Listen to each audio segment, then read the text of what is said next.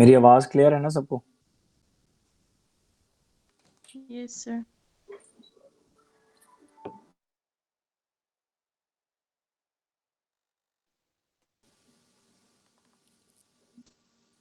चलें जी, पहले क्विक सी रिवीजन कर लेते हैं and then we'll proceed towards the questions. In statistics is the branch of maths deals with the study of data representation. ठीक है?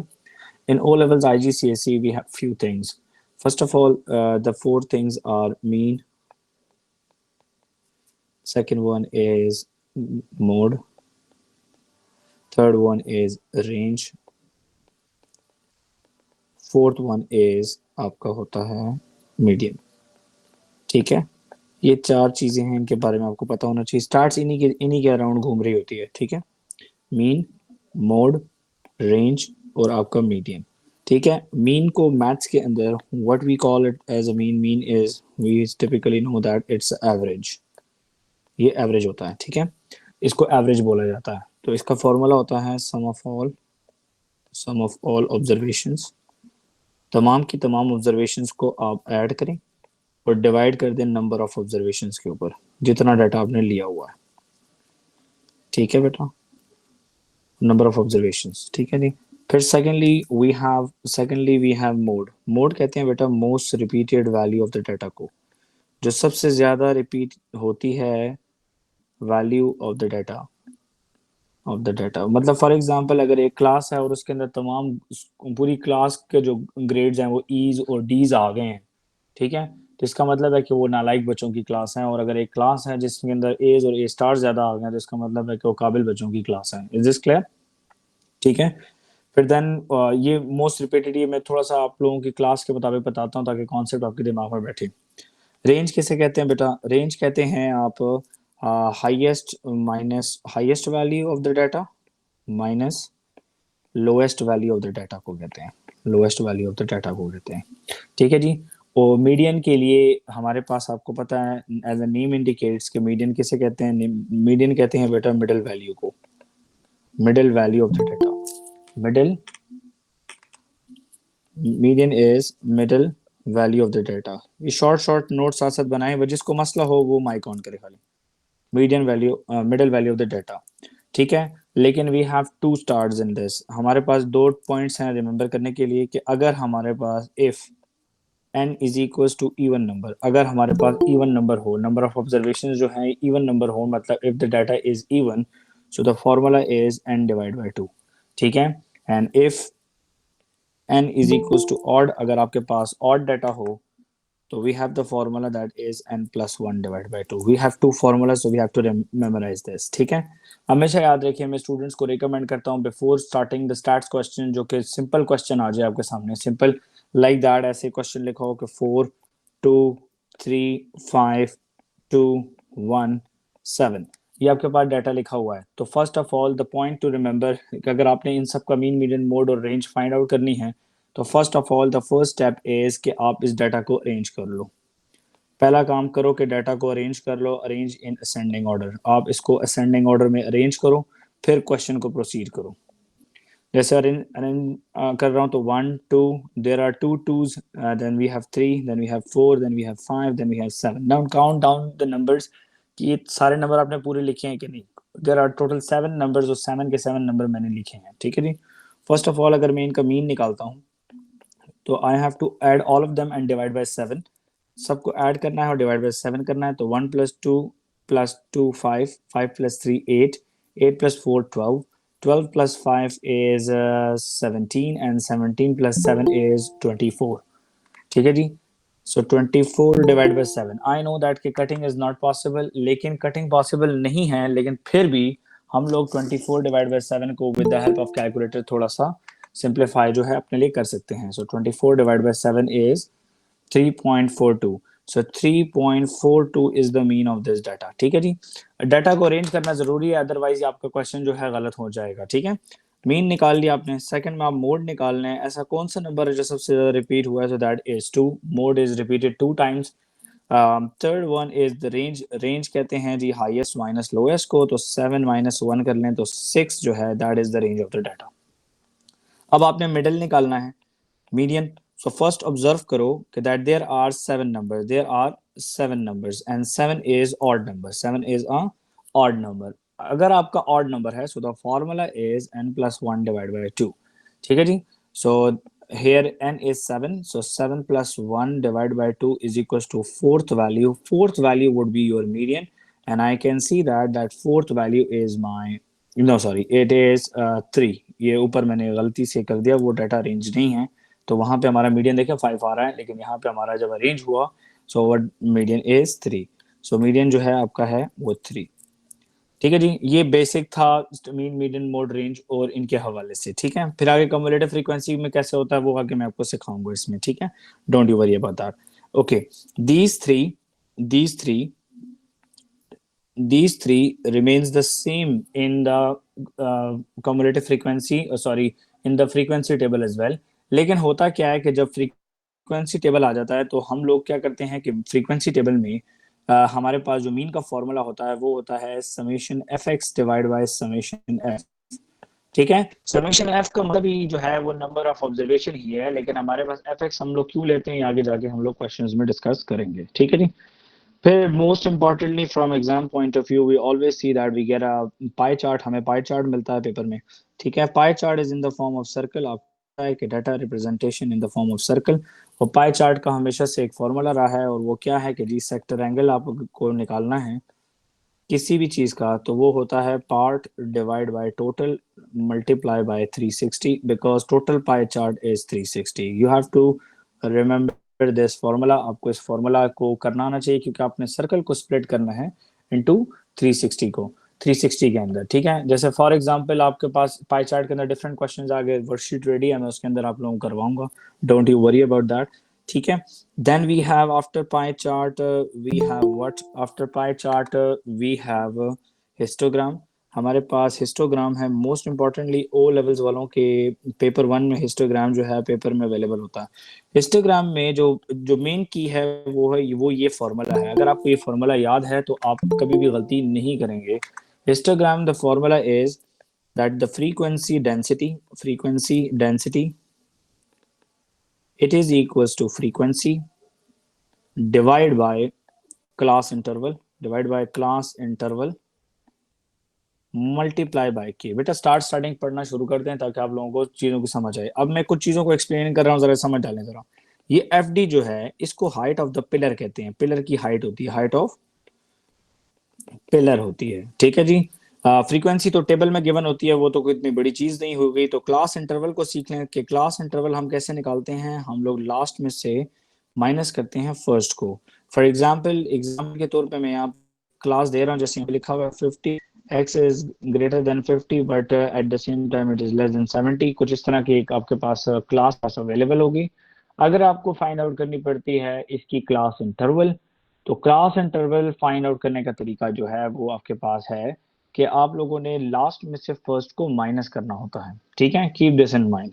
So class interval is, यहाँ पे क्लास इंटरवल आपका क्या आएगा बेटा, इट वुड बी 20. ये 20 होगा कैसे, क्योंकि लास्ट माइनस फर्स्ट करें so there are 20 values in this class. तो यहाँ से क्लास इंटरवल आपका निकल आता है. ये आगे क्वेश्चन में जाके हम लोग प्रोसीड करेंगे and then we'll study that how to do this question. ठीक है जी. After histogram we get cumulative frequency curve. Cumulative frequency curve मिलता है. क्युमुलेटिव फ्रीक्वेंसी कर्व हमारे पास कुछ इस किस्म का होता है. ठीक है, एग्जाम में हमारे पास मिलता है. जी बेटा sir, but 70 and 50 are not included in the what? In the what बेटा, जरा थोड़ा सा दोबारा बोले. मैं माइक ऑन करके बोल दिया करें. सर ये क्लास इंटरवल इसके बीच 20 वैल्यूज होंगी ना, लेकिन 70 और 50 तो जी उसमें इंक्लूड होगा. 70 और 50 के दरम्यान में बेटा देयर आर 20 वैल्यूज. ये क्लास इंटरवल को डिनोट कर रहा है. ठीक है, एज अ नेम इंडिकेट. समझ आई? Okay sir. देखिए मैं आपके सामने क्युमुलेटिव फ्रीक्वेंसी कर्व मैंने एक रफ सा बना दिया है. इसमें जो most typically exam point of view से होते हैं वो सी एफ जो है वो आपकी यहाँ पे लिखी होती है, आपकी वर्टिकल एक्सिस पे लिखी होती है. एग्जाम में आता है पहला आपके पास मोस्ट कॉमनली होता है median.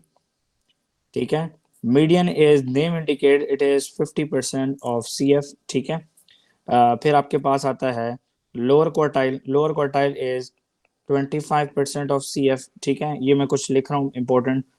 upper quartile is 75% of CF.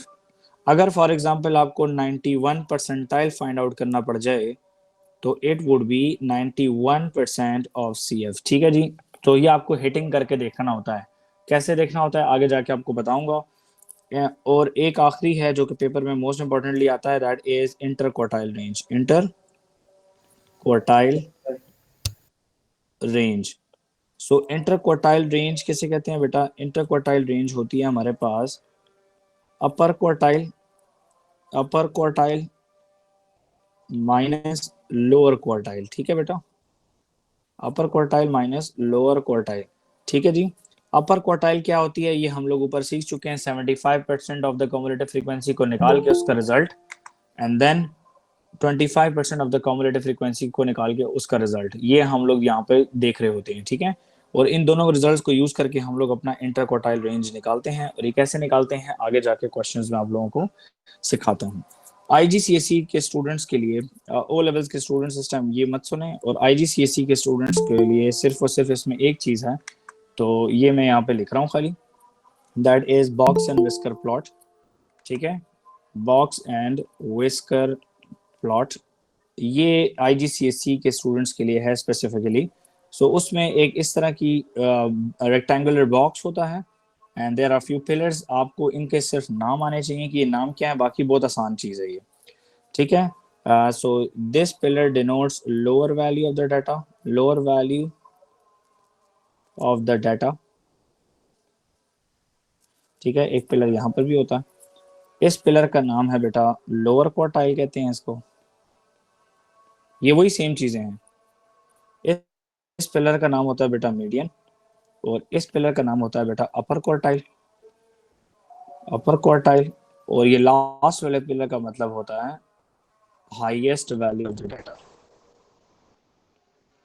Of the data. ठीक है जी, ये मैंने क्विक सा एक रिवीजन आपको कराया। अभी मैं चल रहा हूँ क्वेश्चंस के ऊपर, क्वेश्चंस को अटेम्प्ट करेंगे and then we will see कि whether we can do these questions और नॉट। ठीक है जी, तो वन बाय वन शुरू करते हैं। जरा ये वाले स्टैटिस्टिक्स के कुछ बेसिक क्वेश्चंस यहाँ पे देखेंगे कि हम लोग इनको कर पाते हैं कि नहीं। एक मिनट, वन बाय वन। ठीक है, just give me a minute, मैं जरा क्वेश्चन सेलेक्ट करूंगा and then we will proceed.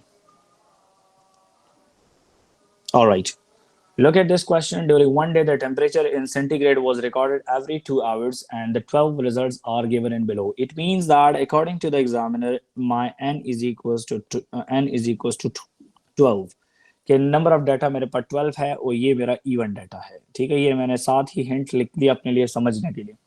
मैंने आपको कहा कि जब भी क्वेश्चन स्टार्ट करें तो start with the smallest value से स्टार्ट करें, क्योंकि डाटा अरेंज नहीं है आपके सामने, तो आपको डाटा को सबसे पहले अरेंज करना है। अरेंज डाटा फर्स्ट, तो यहाँ पे मैं लिख दूंगा अरेंज, ताकि आपसे गलती ना हो किसी तरह से। -3 is the lowest number, right? -3 ऊपर कैंसिल कर दें। अब जरा चेक करें, -3 दूसरा नहीं है, लेकिन आई हैव -2, लेकिन -2 कुछ ज्यादा है। एक -2 ये है, एक ये है और एक ये है। There are 3 -2s। ठीक है जी, असेंडिंग में हो रहा है।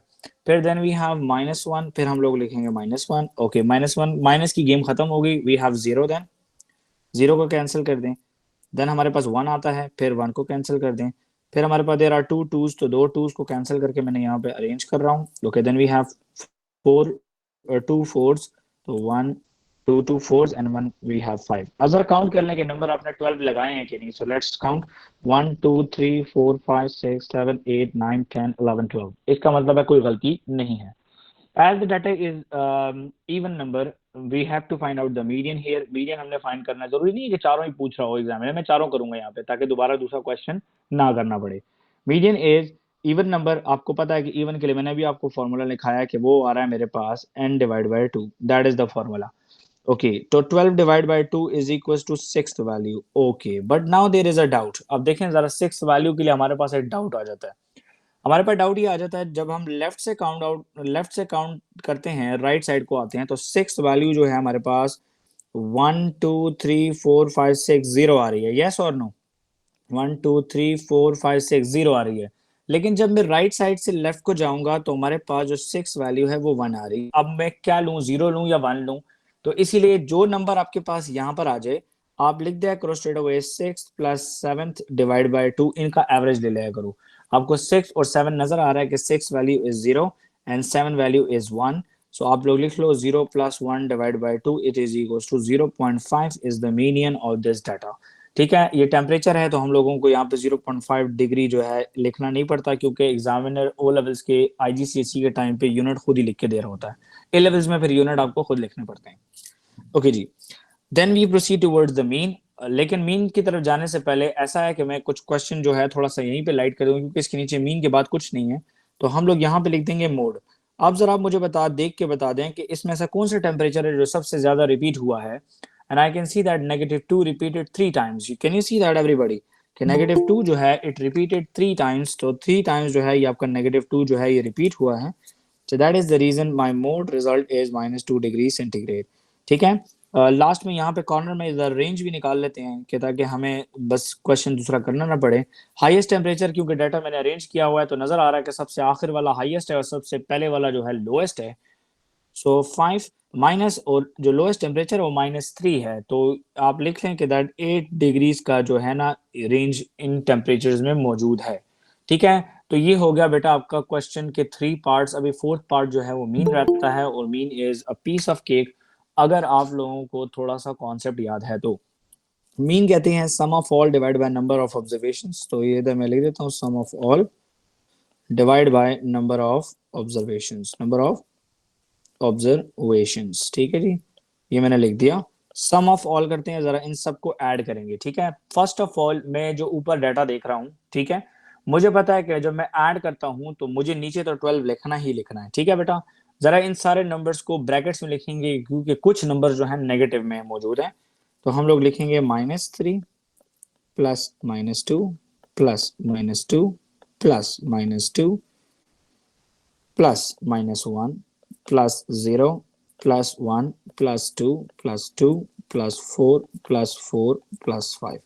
Now before proceeding to add them, अगर ओ लेवल्स वालों के पेपर 1 का ये क्वेश्चन है तो आप लोगों का कैलकुलेटर अलाउड नहीं होना। तो इसमें जरा ये आप लोग ये देख लें कि ये मैं इसमें कुछ नंबर्स को काट सकता हूँ, 0 का कोई फर्क नहीं पड़ना, +1 -1 कैंसिल हो जाएगा, -2 +2 कैंसिल हो जाएगा, 1 -2 और 1 +2 और कैंसिल हो जाएगा।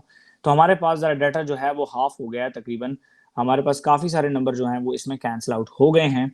वी हैव फ्यू नंबर्स, अब इन नंबर्स को ओपन कर लेते हैं हम लोग। -3 -2, क्योंकि -3 प्लस माइनस माइनस क्या आएगा, तो -2 +4 +4 +5 डिवाइड बाय 12। ठीक है जी, ये हो गया हमारे पास। अब आराम से, आप लोगों को कोई जल्दी नहीं है, आप दो दो नंबर को ऐड ऑन कर लो।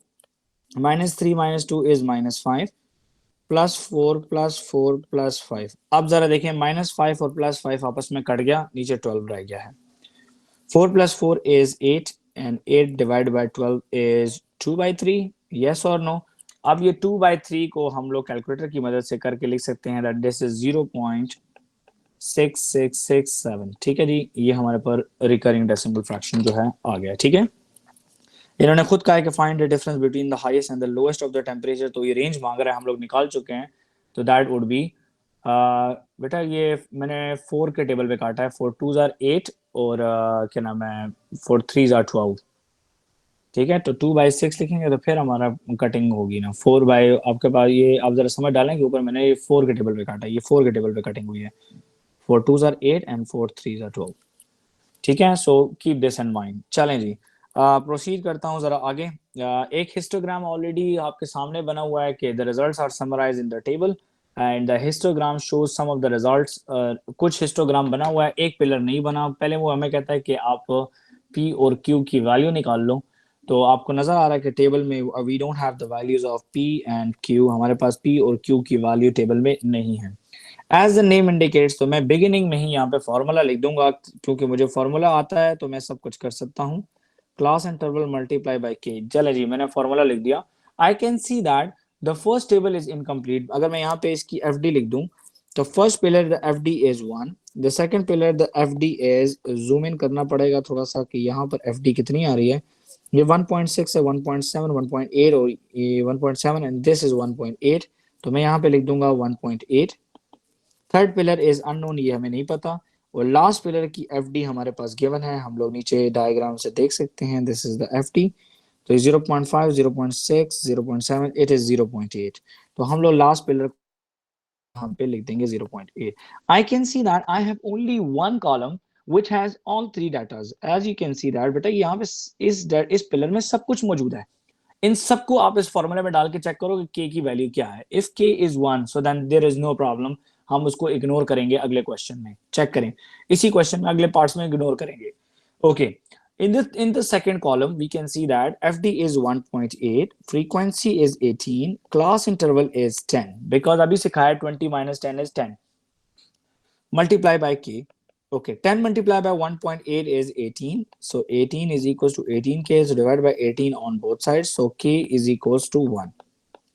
Most of the time k की वैल्यू जो है 1 आ रही होती है। अगर 1 ना आए तो आपने इसको प्रोसीड करके चेक करना है। Alright, now k is 1, so we can easily proceed towards the first column। first column is p, finding p। अब आपको p फाइंड आउट करना है, तो p के लिए आपको नजर आ रहा है कि that fd is 1, frequency is p, and the class interval is 10 minus 5 is 2, sorry 10 minus 5 is 5, so 10 minus 5 is 5, so p is equals to 5। हमारे पास p की वैल्यू आ गई 5, तो हम p की जगह पे लिख देंगे 5। Alright, finding q।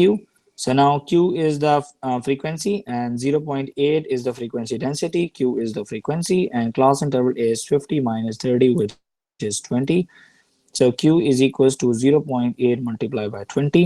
तो 0.8 को आपने 20 से मल्टीप्लाई करना है, क्योंकि पेपर 1 का क्वेश्चन है, कैलकुलेटर इसमें अलाउड नहीं है आप लोगों को। तो आप लोग इसको इजीली प्रोसीड कर सकते हैं विद रफ वर्किंग और decimal remover process. So 8 by 10 multiply by 20, तो 0 0 काट दें, so q is equals to 8 2s are 16। तो q की वैल्यू हमारे पास आ गई है 16, so we'll write 16 here।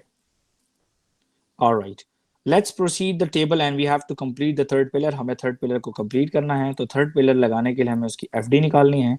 so we know this कि if we have the formula we can easily do it। so look at that, fd is equals to frequency is 14 and the class interval is 30 minus 10 with 30 minus 20 which is 10, so it would be 1.4। so let's connect the pillar with 1.4 only, so 1.4 would be below than 1.5, that is 1.4। so let's extend the pillar from this point and close it right here, and just leave these lines for the examiner so that he can understand that you try to draw the pillar here। is this clear everybody? All right, let's move towards a pie chart। They said a group of students were asked if they wanted a later start to the school, and the pie chart summarizes the result। 200 students, they said no। okay, so 200 students, they said no। okay, work out the number of students who said yes। so yes students, they are unknown, ठीक है, we don't know about that, but I can see that there are 80-degree students who belong to 200 class, they said no, so I can write 80 in place of no, and I can write 360 minus 80 in place of yes। 360 minus 80 is 280 degrees, so I can write 280 here। agree? So now it's time for the cross multiplication because we need to find out what is x। so क्योंकि 200 जो है वो 80 degree को represent कर रहे हैं, तो x represent करेंगे 280 को, तो वो yes वाले ही हैं definitely. so just cross multiply it, इनको cross multiply कर लें। so ये आ जाएगा 200 multiply by 280 is equals to 80x। okay, now x find out करना है, तो divide by 80 on both sides। 80 यहाँ पे चला गया, 80 80 कैंसिल। ऑलराइट, अब जरा सब्र करें थोड़ा सा, मल्टीप्लाई करने से पहले जरा थोड़ी कटिंग का प्रोसेस के ऊपर सीख लें। 0 0 काट दिया तो क्वेश्चन थोड़ा सा लाइट हो जाएगा, तो ये हो जाएगा 200 multiply by 28 divide by 8 is equals to x। अब नीचे वाले x को 8 को थोड़ा कम करते हैं ताकि ये हमारे लिए थोड़ा सा इजी हो जाए, तो लेट्स डू इट। हम लोग 4 पे कटिंग कर लेते हैं। अगर आप 4 पे नहीं कर सकते, आप 2 पे करें ताकि आप लोगों को मसला ना हो। तो ये मैं इसको हाफ करता हूँ और ऊपर में से किसी एक को हाफ कर दो, ठीक है जी, हाफ हो गया। ऑलराइट, अब मैंने लिख दिया 200 multiply by 14 divide by 4 is equals to x। अब मैं फिर कटिंग करूंगा, ठीक है जी। अब फिर 2 पे कर दिया 2 और ये हो गया जी 7। Is this clear? अब ये हो गया मेरे पास 200 multiply by 7 divide by 2 is equals to x। अब 2 और 100 को काट लें ताकि डिनोमिनेटर खत्म ही हो जाए, तो ये हो गया जी 100 हो गया, तो 100 multiply by 7 is equals to x, so x is equals to 700, so there are 700 students who said yes। ठीक है, तो पाई चार्ट के लिए आपको सिर्फ और सिर्फ इसी किस्म के बेसिक मैथ्स को जो है आगे प्रोसीड करना है। Is this clear everybody? Is this clear? Yes, sir.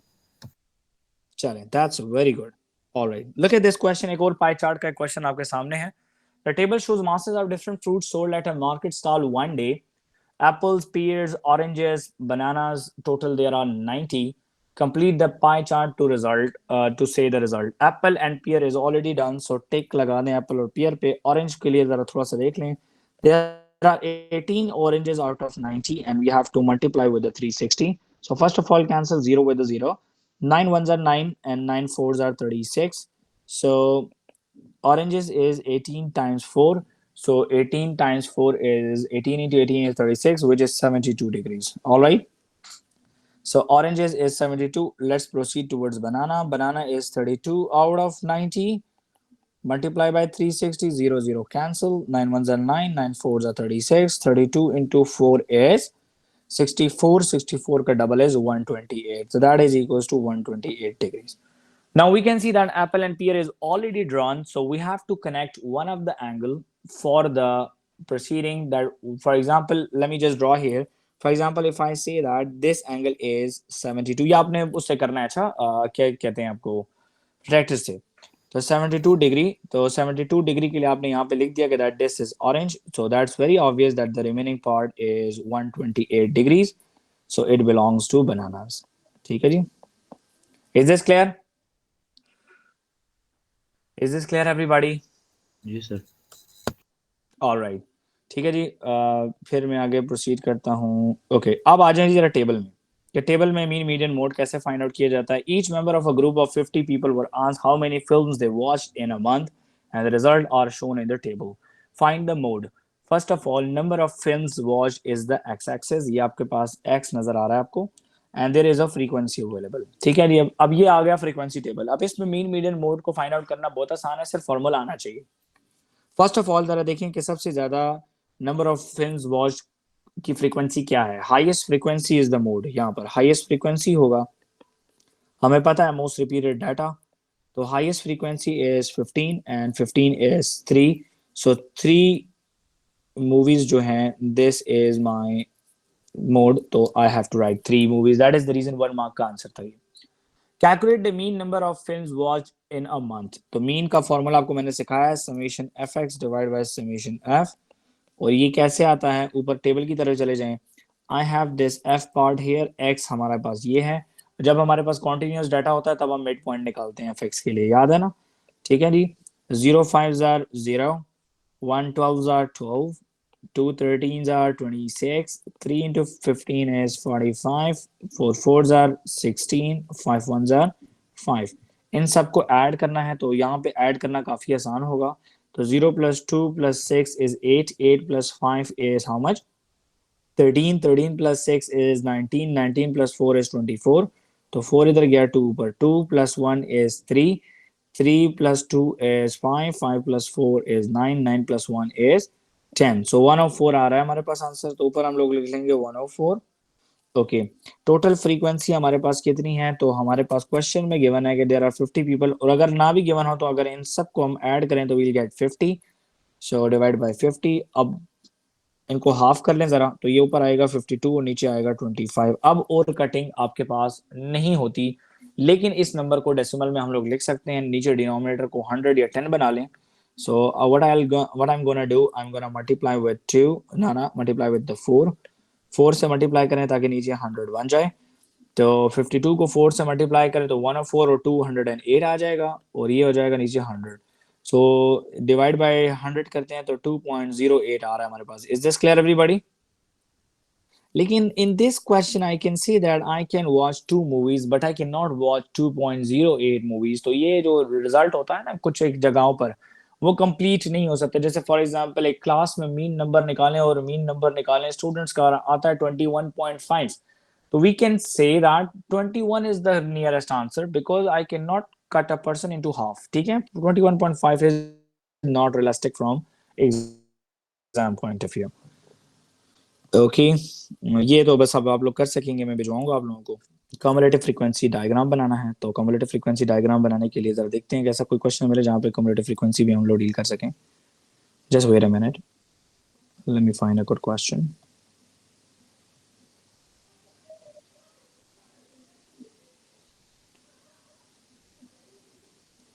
चलिए, ये एक अच्छा सवाल है। All right. The time taken for each of 20 runners, 120 runners to react to the nearest gun was recorded. Starting gun was recorded and the cumulative frequency curve summarizes. Cumulative frequency already बना हुआ है, अभी मैंने आपको बताया था अपर quartile कितना percent होता है, 75% होता है cumulative frequency का। और in this question I can see that the top of the frequency is 120, और यहाँ पे देख रहा है मैंने कि 120 is the total, ऊपर लिखा भी हुआ है। तो आपने अब 75% ऑफ 120 फाइंड करना है, तो it would B 90th value, ये इसकी 90th वैल्यू होगी। ठीक है, तो 90th वैल्यू को आप ग्राफ के साथ हिट करें, और देखें यहाँ पे ग्राफ एग्जामिनर ने खुद बनाया, तो आपने एक्यूरेट आंसर देना है, एस्टिमेटेड नहीं। ठीक है, ये आ गया जी नीचे, तो it is how much, count करके देख लें, 1.1, 1.2, 1.3 and 1.35, so it is 1.35 is the upper quartile. Let's find out 40th percentile. 40th percentile would be 40% of the cumulative frequency. तो 40% of the cumulative frequency, एक जीरो यहाँ पे cut गया और एक जीरो यहाँ पे कट गया, तो 4 12s are 48th वैल्यू आ रही है हमारे पास। This is not the answer, ये ना हो कि यही आंसर आप आंसर लाइन पे लिख दो, आपने 48 को हिट करना है ग्राफ के साथ। Let's zoom in, this is my 50 and 50 के एक बॉक्स नीचे 48 है, तो हिट करें और एग्जैक्ट आंसर देना है क्योंकि ग्राफ एग्जामिनर ने खुद बनाया हुआ है। So this is the answer. It is 1.1. ठीक है जी, all right. Look at the last part. Find the number of students who took less than 1.5 seconds. So 1.5 seconds से less, तो 1.5 is right here. So मैं इसको connect करूँगा graph के साथ. See, this is my hitting with the graph. ठीक है, बिल्कुल एग्जैक्ट चलेंगे जहां पे हिट कर रहे, देखिए जहां पे हिट कर रहा था वहां से मैंने इसको लिया। अब वहां पे लिखा है लेस देन 1.5, तो लेस का मतलब है कि ये नीचे वाले हैं, ये वाला आंसर है। अगर ग्रेटर लिखा होता तो मैंने इस रेड लाइन से ऊपर लेना था। तो यहां पर है मेरे पास 104 there are 104 students who took less than 1.5 seconds, so 104 sir students। 103 है 103। जरा देख लें बेटा, मैं यहाँ पे सर 105 आपने को लाइन मैंने ऊपर हिट डाला किया है, है। आपने लाइन ऊपर नहीं डाला नहीं है, बेटा, देखिए जरा। ये कनेक्ट होते हुए ये कनेक्ट यहाँ पर हो रही थी, ठीक है, समझ आइए, ये वो एक्यूरेसी मेंटेन करने के चक्कर में वो लाइन थोड़ी सी इधर आ गई, ठीक है, समझ आ गई। सर क्वेश्चन 1.5 सेकंड से कम है, लेस देन 1.5 है, 1.5 भी या वो आएगा ना, लेस देन है सर। बेटा लेस देन 103 है है। ना, तो लेस देन देखो, मेरी बात सुने, तो लेस देन देखें, ये 1.5 अगर आप इसके इस लेस देन 1.5 सेकंड्स है ना, तो ये मैंने हिट किया तो यहाँ पर आ रहा है 104, ठीक है, ठीक है, हाँ या that's correct, well done everybody, क्योंकि यहाँ पे लिखा है लेस देन 1.5 सेकंड, तो ये 1.5 सेकंड वाला उसमें नहीं आ रहा है, ठीक है, सो वी कैन वो take 1.5 103। Very good very good very good very good, well done. देखें, reading the statement is the part of exam, तो आपने सही रीड किया, well done. That is the reason आपने पेपर में इसी तरह क्वेश्चन को रीड करना है, क्योंकि यही वो क्वेश्चंस हैं जहां पे आप लोग अपने नंबर जो है बनाएंगे। अभी ये क्वेश्चन मैंने आपको करवाया, ये आप लोग खुद करेंगे भी बाद में, ठीक है, ये मीन मीडियन मोड, ये तो आसान चीज हो गई अभी, ठीक है। अच्छा, use the graph to estimate the median, अच्छा ये देख लें, बस एक और क्वेश्चन कर लेते हैं इसके ऊपर। Okay, 80 cyclists were each asked distance in kilometer they cycle each week, so cumulative frequency is 80. Okay, the cumulative frequency diagram represents, use the graph to estimate number of cycle who cycled between 60 and 80, तो 60 and 80 distance, ठीक है, तो 60 ये है, तो जरा इसको hit करते हैं, ये हो गया, and 80 is this much। Okay, सो इसको हिट कर लें, सो इनके दरमियान में कितने लोग हैं, तो यहाँ पर आ रहा है मेरे पास 62 और यहाँ पर आ रहा है 32। 62 minus 32 is 30, so there are 30 cyclists who are cycling between this temperature, oh sorry, this distance। The median distance, so median is 50% of the data, so 50% of 80 is 40th value, so hit 40th with the graph, तो 40th को graph के साथ hit कर लें. So let's see कि what is the answer. तो ये बिल्कुल exact corner पे हिट हो रहा है. So 60, 70 and that is 66. So let's write 66. कहता है इंटर क्वार्टाइल रेंज निकालो. मैंने आपको बताया इंटर क्वार्टाइल का फॉर्मूला है अपर क्वार्टाइल माइनस लोअर क्वार्टाइल. तो पहले ये फाइंड आउट करने पड़ेंगे. अपर क्वार्टाइल इज 75% ऑफ 80. 75% ऑफ 80 होगा 60th वैल्यू, और हमारे पास ऊपर 60th वैल्यू हमने हिट किया हुआ है ऑलरेडी, तो विच इज 32. हम लोग यहाँ पे लिख सकते हैं 32. ओके, लोअर क्वार्टाइल है हमारे पास 25%. तो 25% ऑफ 80 इज 20th वैल्यू. तो 20th वैल्यू को हिट कर लें जरा. तो 20th वैल्यू को हिट करने के लिए नहीं, हमने 60th वैल्यू नहीं हिट की. Sorry sorry sorry sorry sorry 60th value नहीं, हमने वो 60 किलोमीटर हिट किया हुआ है. तो 60th वैल्यू हम लोग हिट करेंगे और 20th value. So let's proceed. So this is my upper quartile, the blue line 60th. देखिए लाइन के ऊपर लाइन आ रही है तो थोड़ा सा ख्याल करना है कि एक्यूरेसी मेंटेन हो. 78 is the result. ठीक है जी. So let's write 78 in place of upper quartile minus lower quartile is 20th value. क्योंकि 25% of 80 20th ही आया है मेरे पास. तो ये हो गया मेरा लोअर क्वार्टाइल. तो ये हो गया जी 50 से एक ब्लॉक्स पीछे, तो इट्स 48. बेटा 78 minus 48 is how much? 58 68 78. तो 30 is the इंटरक्वार्टाइल डिस्टेंस के 25% से लेके 75% तक जो रिसर्च का डाटा था, उन्होंने 30 किलोमीटर का जो डिस्टेंस है ये उन्होंने ट्रैवल किया है. ठीक है सर ये पार्ट बी और पार्ट सी कैसे एक्सप्लेन कर सकते क्या चीज बेटा? हैं? ये पार्ट बी और पार्ट सी दोनों सर, आपने ये 50 क्यों लिया है? 50 डिवाइड बाय 100. बेटा ये लिखा हुआ है मीडियन डिस्टेंस ना, तो मीडियन डिस्टेंस का मतलब है 50% of the data. Is this clear? Median को कहते हैं 50% ऑफ द डाटा. तो 50% ऑफ 80 जो होता है 40th वैल्यू होता है. तो मैंने 40th को ग्राफ के साथ हिट करके नीचे देख लिया कि वहां पे 66 आ रहा था.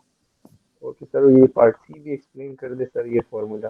पार्ट सी कहता है बेटा inter quartile range for the distance travel. तो पार्ट सी कहता है इंटर क्वार्टाइल रेंज क्या होती है? अपर क्वार्टाइल माइनस लोअर क्वार्टाइल होती है. ठीक है, अपर क्वार्टाइल होता है बेटा 75% ऑफ द डाटा और लोअर क्वार्टाइल होता है 25% ऑफ द डाटा.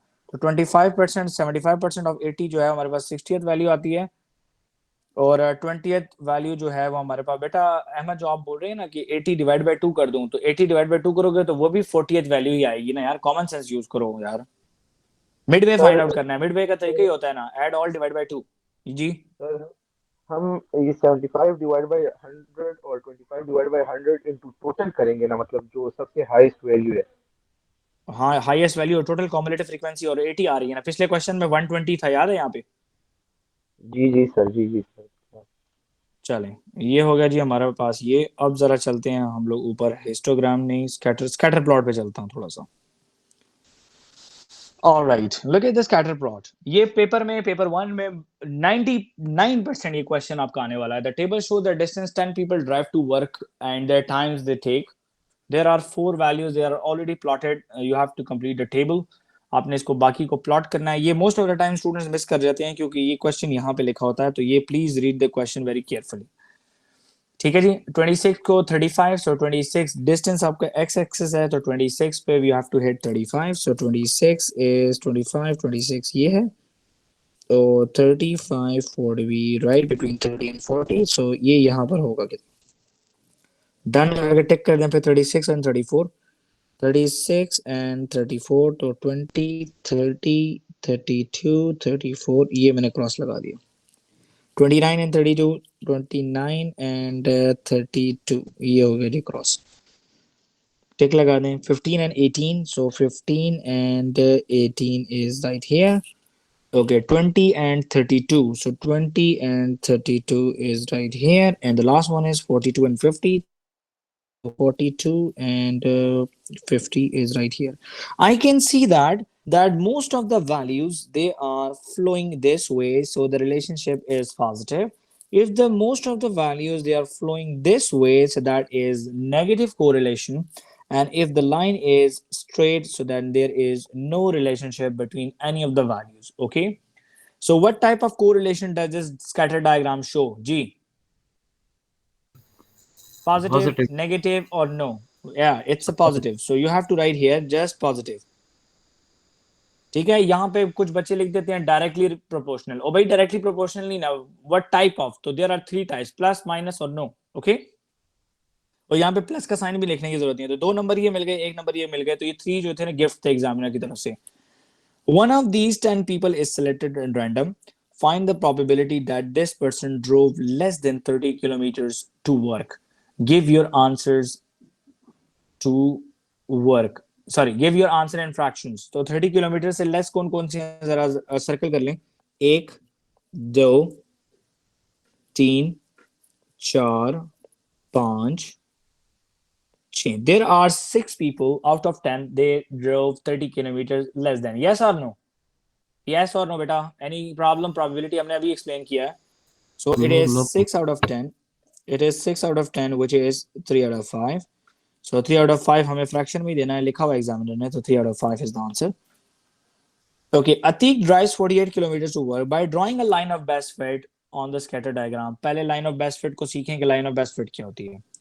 अब जैसे कि मैं आपको बता चुका हूं कि लाइन ऑफ ये स्केटर डायग्राम आपके पास पॉजिटिव है, तो इसके लाइन ऑफ बेस्ट फिट को करने का तरीका ये है कि ऐसी लाइन लगानी है कि ज्यादा से ज्यादा पॉइंट्स पास भी हो जाएं और equal number of points line के ऊपर भी हों और equal number of points line के नीचे भी हों। ऐसी लाइन हम लोगों को लगानी है इसके अंदर, और रूलर रखकर आप लोगों ने इसको इमेजिन करना है। ठीक है, लेट्स सी। अगर मैं इन सब पॉइंट्स को करता हूं तो यहाँ पे ज्यादा से ज्यादा पॉइंट्स जो हैं ये हिट हो रहे हैं, यस और नो? लेकिन the problem is that there is only 1 point above and there are 3 points below that. Yes or no? बेटा समझ आ रही है? जी सर, जी सर। बेटा जरा देख लें, ज्यादा से ज्यादा पॉइंट्स क्रॉस हो रहे हैं, लेकिन यहाँ पर लाइन के ऊपर सिर्फ एक ही पॉइंट आ रहा है, जबकि लाइन के नीचे आपको नजर आ रही है, जो रूलर के नीचे जो 3 पॉइंट्स हैं ये नजर आ रहे हैं कि नीचे 3 आ रहे हैं। सर लाइन के ऊपर हमें दो पॉइंट लाइन के देखो, लाइन अब मैं थोड़ा सा एडजस्ट करूंगा कि इक्वल हो जाए, तो सो रूलर को हम लोग जरा घुमाएंगे थोड़ा सा। ठीक है, ठीक है जी, जरा चेक करें क्या अब ये बेहतर है कि नहीं? क्या अब ये बेहतर है? क्योंकि 2 पॉइंट्स तकरीबन मैंने बाहर निकाल दिए हैं। ठीक है, ऐसे ही है, यस और नो? सर अब ये लाइन ऑफ बेस्ट फिट जो है ये एवरेज स्टूडेंट की अपनी होती है, लेकिन कोशिश करनी है कि आपने एक्यूरेट से एक्यूरेट ड्रॉ करने की कोशिश करनी है। Is this clear everybody? अगर मैंने लाइन ऑफ बेस्ट फिट ऐसे लगा दी तो देखें, I am nothing but an idiot, because data इस साइड पर है भाई, इधर लगा दूं और भाई इस साइड पे 3 रह गए, ऊपर 4 रह गए, गलत हो रहे हैं। तो रूलर को मूव करके आप लोगों ने इसको पूरा प्रॉपर्ली सही तरीके से देखना है। अगर मैंने इनको इस तरह ड्रॉ किया तो एक पॉइंट ऊपर रह रहा है, एक नीचे रह रहा है, तो थोड़ा सा गलत हो सकता है मेरा रिजल्ट। तो मैं इसको थोड़ा सा मूव करता हूं ताकि जो 2 पॉइंट हैं ये ऊपर नीचे रह जाएं, और जो पॉइंट लाइन के जरा ज्यादा क्लोज होते हैं उनको हम डाटा में नहीं लेते। ठीक है, क्योंकि वो हाईली रिलेट कर रहे होते हैं। मैंने एक लाइन लगा दी है यहाँ पे just for the sake of look at that, I can see that this point is very much closer and this point is very much closer. तो हम लोग इनको assume करते हैं that they are close to the actual and there is only one point which is below the line. So बस no problem with that. हमें results में problem नहीं होनी। हमारे पास कुछ एक ऐसे outliers होते हैं डाटा में जो कि हम लोग नहीं लेते। तो that is the point, आपको कोशिश करनी है कि accurate से accurate results जो है लाइन जो है वो ड्रॉ करें। अब ये देखें, किसी स्टूडेंट ने अगर लाइन ऐसे ड्रॉ की हो ना, तो उसको तो और कुछ भी नहीं, 0 नंबर मिलेंगे स्ट्रेट अवे, क्योंकि वैल्यूज ऊपर जा रही हैं, लाइन ऐसे आ रही है, तो गलत बात हो गई। कहता है Atiq drive 48 kilometre to work by drawing a line of best fit, estimate the Atiq time to travel. तो 48 किलोमीटर उसने ड्राइव किया है, तो 48 को लाइन ऑफ बेस्ट फिट से हिट करें, जितनी आपकी लाइन ऑफ बेस्ट फिट अच्छी होगी उतना आपका रिजल्ट जो है वो अच्छा आएगा। तो ये हो गया, मैंने 48 को हिट किया। ये अतीक की ड्राइव है, देखते हैं कि अतीक को कितना टाइम लगा होगा। ये यहाँ पे हिट कर रही है। अच्छा, तो अतीक को टाइम लगा है 58। सर अच्छा, ये इस इसका क्वेश्चन आंसर के लिए नहीं आ सकता ना, फुल एक्यूरेट तो जी नहीं बेटा, फुल एक्यूरेट तो नहीं आ सकता ना आंसर। ये क्या लिखा है बेटा? एस्टिमेट लिखा हुआ है। जी एस्टिमेट का मतलब होता है बेटा नियर टू एक्यूरेट। ठीक है बेटा, एक्यूरेट नहीं होता, नियर टू एक्यूरेट होता है। एक और क्वेश्चन करते हैं तो और समझ आ जाएगी।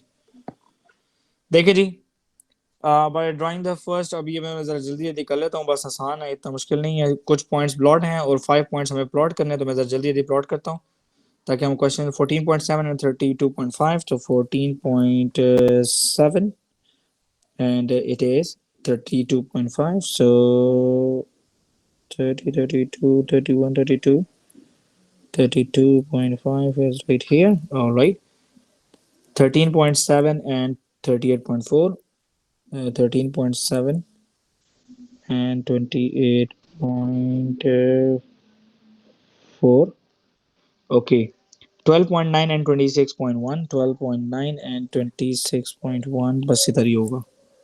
ये आप लोग वहाँ पे आराम से लगाना, 15.2 and 33.5, 15.2 and 33.5, right in the middle, and 16.1 and 36 is 16.1 and 36। ये देखें जी, हो गया जी। What type of correlation is shown in the diagram जी, positive or negative? It's positive Positive. correlation। Draw line of best fit, line of best fit लगानी है तो लाइन ऑफ बेस्ट फिट लगाने के लिए हमें रूलर रखना है और रूलर रख के ऑब्जर्व करना है कि इक्वल पॉइंट आ जाए। देखिए जब अगर मैं यहाँ पे लाइन लगाता हूँ, ऊपर 2 पॉइंट है, नीचे 4 रह गए हैं, तो थोड़ा सा रूलर को हम एडजस्ट करेंगे थोड़ा सा, ताकि हमारी लाइन ऑफ बेस्ट फिट जो है ये अच्छी से अच्छी लगे। I guess that's perfect. 2 point ऊपर रह गए हैं और 2 पॉइंट नीचे रह गए हैं। यस और नो? थोड़ा सा इधर करते हैं तो ये यहाँ पे 4 रह रहे हैं, और थोड़ा सा इधर करता हूँ तो दैट इज ऑल्सो फाइन। ये भी ठीक है हमारे पास। यस दैट्स फाइन, बस ये ठीक है। तो बस आप लोगों ने अपनी मर्जी से लाइन लगानी है, रूलर रख के कोशिश करें कि ज्यादा से ज्यादा पॉइंट जो है वो लाइन से क्रॉस कर जाए। ठीक है जी, ये आपने लाइन लगा दी।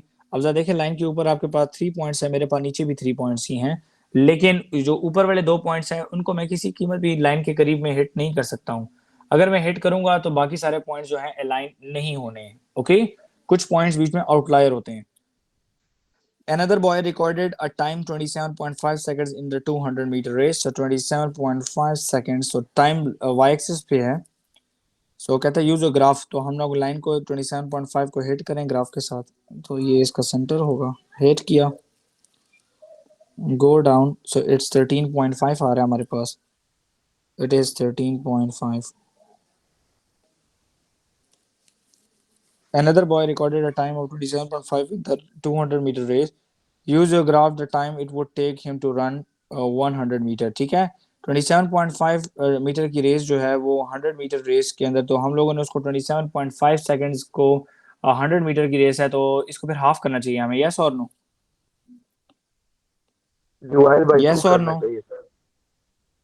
यस और नो? क्योंकि ये 100 मीटर की रेस का हमारे पास है, तो 100 metre race and 200 metre race. Oh wait a minute, ये टाइम, ये दोनों टाइम ही है। 100 मीटर रेस एक्स एक्सिस पे और 200 मीटर रेस जो है वो वाई एक्सिस पे है।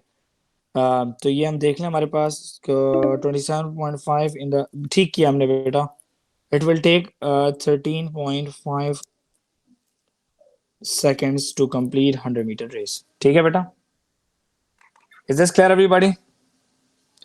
ये कुछ क्वेश्चंस मैं आप लोगों को खुद भिजवा दूंगा, आप लोगों को खुद उसको प्रैक्टिस कर लीजिएगा। ठीक है, ऑल राइट, चलें जी। मैं ज़रा ये वीडियो को जो है मैं थोड़ा सा एंड कर रहा हूँ। अभी आप लोग ऐसा करें, क्लास लीव करें और क्लास को दोबारा ज्वाइन करें।